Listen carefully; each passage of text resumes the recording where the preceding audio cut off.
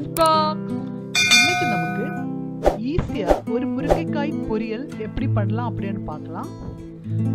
முருங்கைக்காயோட benefits உங்களுக்கு எல்லாருக்குமே தெரியும், ரொம்ப சத்தானது. ஆனால் நமக்கு இது தோலோடு கூட இருக்கிறதுனால யாருமே விரும்பி சாப்பிட்றது இல்லை பிள்ளைங்க ஒன்றும். அப்போ அதனால நமக்கு இப்போ அந்த தோல் இல்லாமல் உள்ளால உள்ள ஃப்ளஷ் மட்டுமா எடுத்து எல்லாரும் நிறைய சாப்பிடும் விதத்தில் நமக்கு பண்ணலாம். அதாவது முருங்கைக்காய் நீங்கள் குழம்புல அல்லது சாம்பார் அவியல் அப்படி தான் யூஸ் பண்ணுவீங்க. அப்போ அதனால நிறைய யூஸ் பண்ணுறது இல்லை பிள்ளைங்க. இந்த தோல் இருக்கிறதுனால அவங்க விரும்பி சாப்பிட மாட்டாங்க. இப்போ நமக்கு ஈஸியாக அது எல்லாரும் சாப்பிட்ற கூடிய முறையில் நமக்கு பண்ணலாம். அதுக்காக நான் இப்போ 8 முருங்கைக்காய் எடுத்துருக்கிறேன் பெருசு. அதை 2 இப்போ கட் பண்ணி அதுக்கு உள்ளால் உள்ள ஃப்ளஷ் மட்டும் நமக்கு எடுக்க போகிறோம்.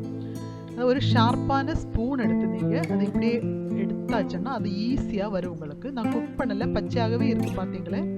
இந்த முருங்கைக்காய் எடுக்கும்போது நல்லா வாஷ் பண்ணி எடுக்கணும். அந்த தோல் எல்லாம் நல்ல டஸ்ட்டு அழுக்கெல்லாம் இருக்கும். இது இப்போ என்னோட தோட்டத்திலே உள்ளது, அதனால் நல்லா ஃப்ரெஷ்ஷாக இருக்குது.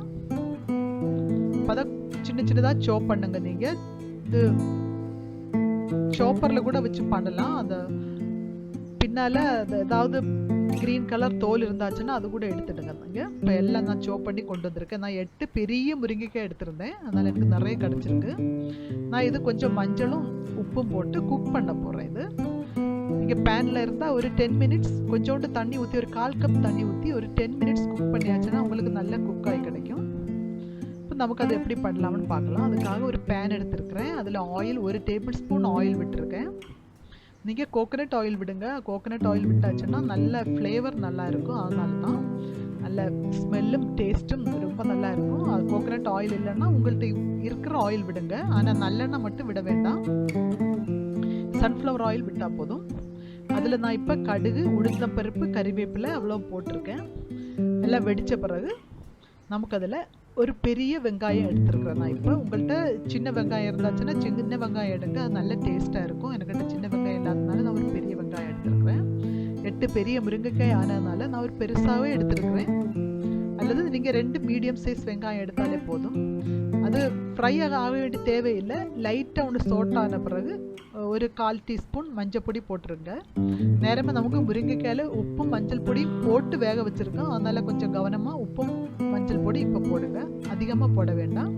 இது கொஞ்சோண்டு சோட்டான பிறகு இதில் இப்போ 4 பச்சை மிளகாய் கீரி 2ஆக கட் பண்ணது, ஒரு 6 பல் பூண்டு, 1 டீஸ்பூன் ஜீரகம் அவ்வளோ சதைச்சதும் போட்டிருக்கேன். ஜீரகமும் பூண்டும் மட்டும் சதைச்சா போதும். பச்சை மிளகாய் அப்படியே கீரி போட்டுருங்க. அதை ஒன்று அந்த பூண்டோட பச்சை ஸ்மெல் மாறுறது வரை கொஞ்சம் மிக்ஸ் பண்ணுங்க. அந்த பச்சை ஸ்மெல் போகிறது வரை கொஞ்சம் மிக்ஸ் பண்ணலாம். நான் ஆயில் 1 டேபிள் ஸ்பூன் தான் விட்டுருக்கேன். உங்களுக்கு அதிகமாக வேணுமென்னா அதிகமாக விட்டுடுங்க.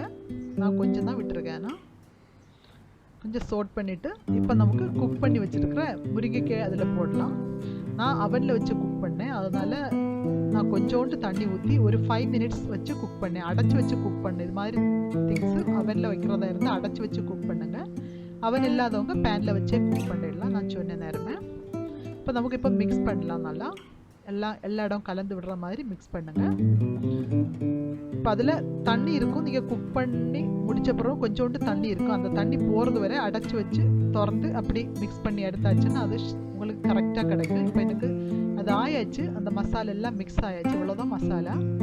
அதெல்லாம் ட்ரை ஆன பிறகு உங்களுக்கு தேவையான தேங்காய் கூட போட்டு மிக்ஸ் பண்ணி எடுக்கலாம். ஃப்ரெஷ் கோகனட் போடுங்க. இது மஸ்ட்டாக கோகனட் போடணும்.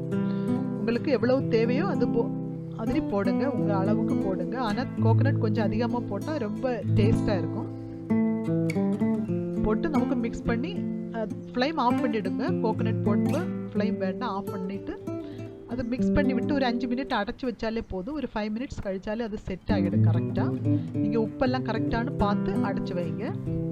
இது ரொம்ப டேஸ்ட்டாக இருக்கும், ஹெல்த்தியானது. இந்த ஃப்ளஷ் எடுத்து நீங்கள் பொரியல் பண்ணுறது மாதிரி அந்த சேம் ஃப்ளஷ் வச்சு தீயல் கூட பண்ணலாம் உங்களுக்கு. அப்போ பிள்ளைங்கள்லாம் விரும்பி சாப்பிடுவாங்க, நல்ல சுவையாக இருக்கும். அது இப்போ மிக்ஸ் பண்ணியாச்சு. நமக்கு இனி அடைச்சி வச்சு குக் பண்ணி எடுத்துருக்குறேன். நான் இப்போ 5 மினிட்ஸ் அடைச்சி வச்சு எடுத்துருக்குறேன். ரொம்ப டேஸ்டியானது, எல்லாரும் ட்ரை பண்ணணும். இது சப்ஸ்கிரைப் பண்ணுங்கள். சப்ஸ்கிரைப் பண்ணும்போது ஒவ்வொருத்தர் இருக்கிற பெல் பட்டன் ஆல்னு சொல்கிற ஆப்ஷன் கூட ஒன்று கிளிக் பண்ணுங்கள். ஷேர் பண்ணுங்கள், லைக் பண்ணுங்கள். தேங்க்யூ.